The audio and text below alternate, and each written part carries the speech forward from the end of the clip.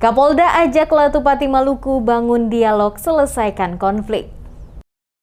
Kepala Kepolisian Daerah Maluku Lotharia Latif berharap agar konflik yang kerap terjadi dapat diselesaikan dengan cara duduk bersama dan berdialog antara kedua belah pihak. Hal itu disampaikan Kapolda saat bersilaturahmi dengan para raja-raja se-Maluku yang dilangsungkan di Gedung Latupati Maluku, Kota Ambon pada Jumat 18 Februari 2022 yang dihadiri Pangdam 16 Patimura Richard Tampu Bolon, Kepala Kesbangpol Provinsi Maluku Titus Renwarin dan Ketua Latupati Maluku Ibrahim Wokas, serta para raja sepulau Ambon, Lease dan Pulau Seram. Dikatakan Kapolda, peran Majelis Latupati sangat penting. Olehnya itu Kapolda yakin dan percaya dengan dukungan partisipasi para raja-raja ini, maka akan tercipta kedamaian di bumi raja-raja Maluku. Ucapan terima kasih dan apresiasi juga disampaikan Kapolda kepada Ketua Latupati yang telah memprakarsai pertemuan ini. Bersama raja-raja walaupun tidak semua bisa hadir.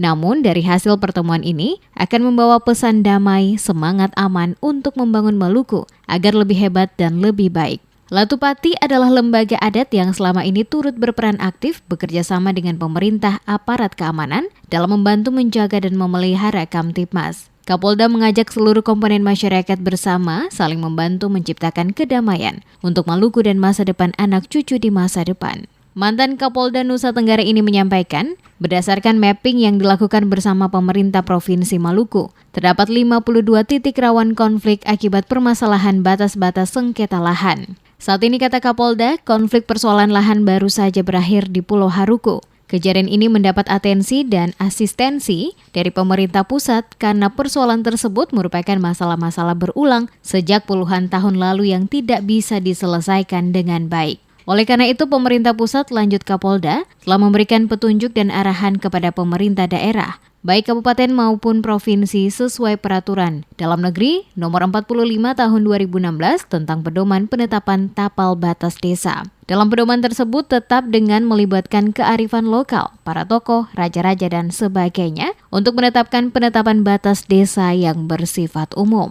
Menurut Kapolda, persoalan sengketa lahan bisa diselesaikan dengan jalan musyawarah. Bila musyawarah tidak berhasil, maka bupati dapat menetapkan. Jika tidak dapat diterima lagi, maka bisa menempuh jalur hukum positif atau melalui jalur peradilan.